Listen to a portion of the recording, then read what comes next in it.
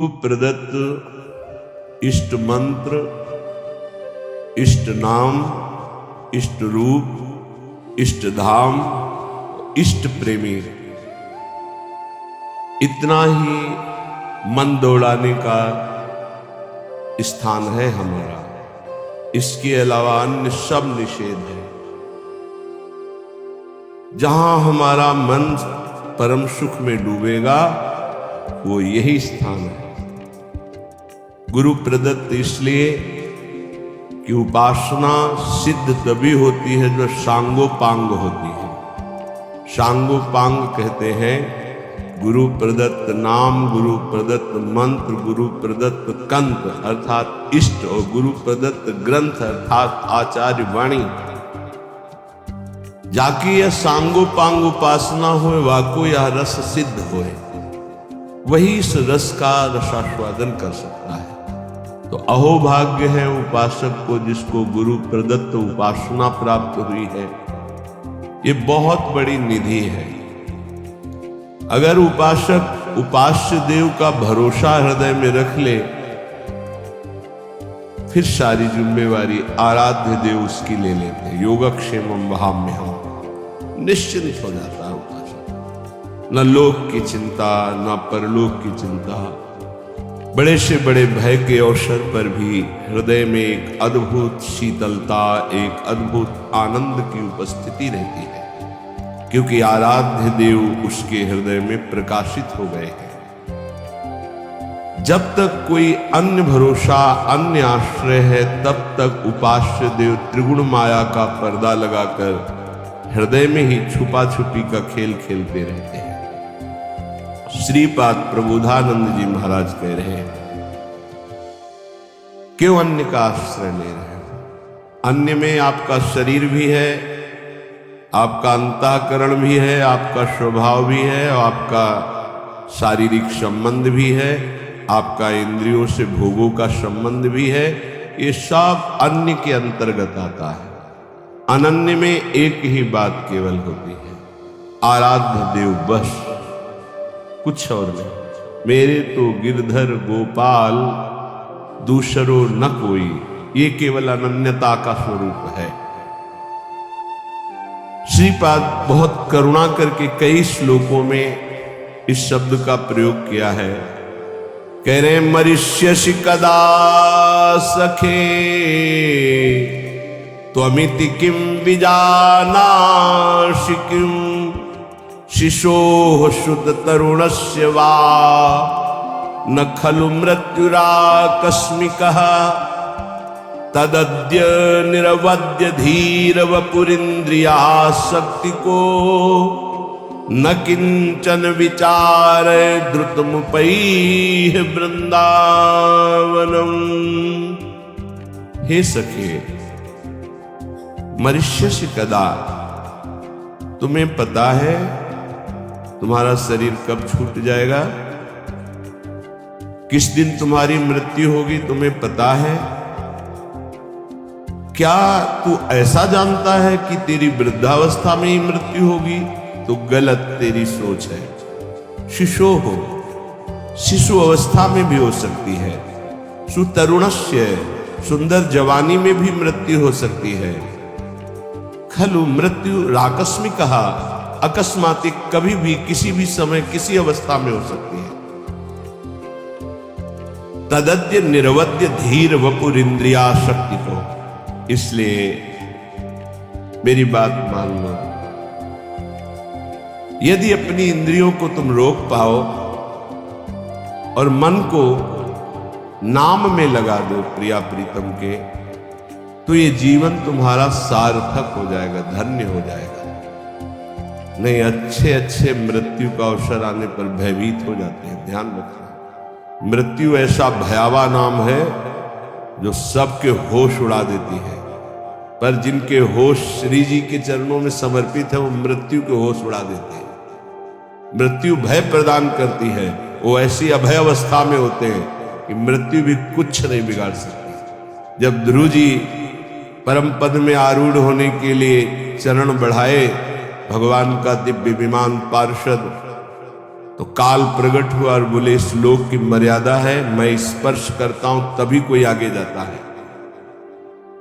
तो ध्रुव जी ने कहा ठीक है, मैं स्पर्श करता हूं आपको, और काल के माथे पर पैर रखकर भगवान के दिव्य विमान पर पार्षदों ने हाथ पकड़कर ऐसे बैठा ला। भक्त काल के माथे पर चरण रख करके चलता है, पर वो भक्त जो अनन्य है प्रिया प्रीतम, जो अनन्य है प्रभु का, प्रभु के सिवा किसी अन्य से आश विश्वास नहीं है। तदद्य निर्वद्य धीर वपुरु, बहुत धैर्यवान हो जाओ। मृत्यु की तैयारी करनी बड़ा कठिन है। जीने के लिए तुम हर प्रयास कर रहे हो, लेकिन मरने के लिए कौन प्रयास कर रहा है? धन्य है वो जो अपनी मृत्यु की तैयारी कर रहा है।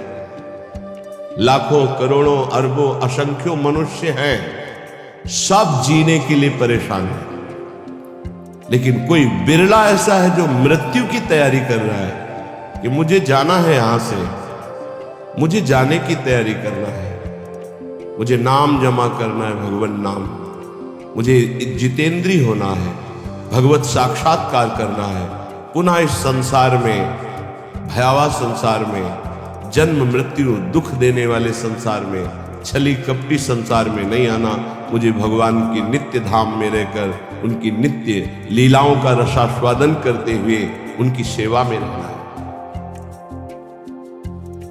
ये पहली तैयारी हुई एक श्लोक में कि आप सोचो तुम्हारी मृत्यु होगी, कब होगी, किस समय होगी, कुछ पता नहीं, किसी भी समय हो सकती है। खलु मृत्यु आकस्मिक कहा, अकस्मातिक, तुम्हें पता भी नहीं चलेगा। खेल खेल में हंस रहे, नाच रहे, पधार गए। धैर्यवान बनकर मृत्यु पर विजय प्राप्त करने की तैयारी कोई बिरला करता है। एक कोई फर्क नहीं, प्रवचन की बात नहीं है। अगर हृदय में नाम चल रहा है तो कोई फर्क नहीं। हर समय अपनी बैग तैयार है, टिकट पास है, जहां जाना है वहां पता है, फोन से पहले बात हो चुकी है कि मैं आ रहा हूं, तैयारी फिट है, वहां से उत्तर आ गया है, आ जाओ। अब बोलो क्या परेशानी? कोई परेशानी नहीं। जिसकी तैयारी नहीं होती, अचानक कोई बात होती है, वो परेशान हो जाता है।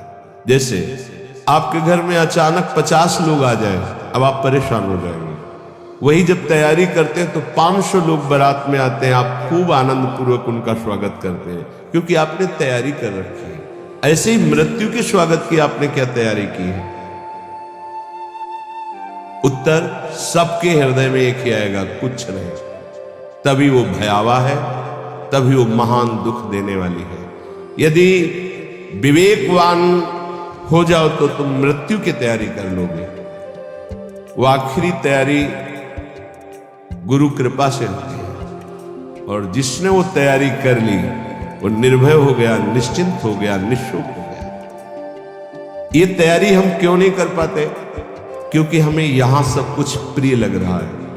ये देह प्रिय लग रहा है, मकान प्रिय लग रहा है, पुत्र पत्नी परिवार प्रिय लग रहा है, तो हम तैयारी यहां की सब कुछ कर रहे हैं। लेकिन हमको ये पता नहीं कि अचानक हमारा ट्रांसफर हो जाएगा, अचानक हमारा शरीर छूट जाएगा, और उसकी तैयारी ना होना सबसे बड़ी हानि होगी। क्योंकि अन्य किसी योनि में आप कुछ तैयारी कर सके मृत्यु से बचने के, ऐसा कोई उपाय नहीं। केवल मानव देह में ही आप तैयारी कर सकते हैं भगवत प्राप्ति की, अन्य किसी योनि में नहीं। और ये आपने यहां की तैयारी में ही सारा समय खत्म कर दिया। पुत्र को पढ़ाना, पुत्री का ब्याह, ये वो पूरा जीवन, और अंत तो गत्वा मोह मल से ग्रसित होकर पुनरपि जननम पुनः पुनः। ये आपकी मृत्यु की तैयारी में जो बाधक है, श्रीपाद आगे के श्लोक में कह रहे, राज्यम निष्कंटकमपि परित्यज्य दिव्याश्च रामाः कामान सर्वानपि च विहितांस्तिक्त तिक्तान विदन्तः। हित्वा विद्या कुल धन जनाद्याभिमानं प्रविष्टा ये श्री वृंदा विपिन मपुनर्निर्गमास्तान् नमामः। जब कोई मृत्यु की तैयारी की सोचता है तो सबसे पहले उसका वैभव उसके सामने बाधा पहुंचाता है। माना तुम्हारा चक्रवर्ती सम्राट पद है, निष्कंटक राज्य है, तुम मरोगे तो है ही, तो क्या राज्य लाद के ले जाओगे? राज्यम निष्कंटकमपि परित्यज्य बरबस राज सुतहि नृप दीन्हा हरिहित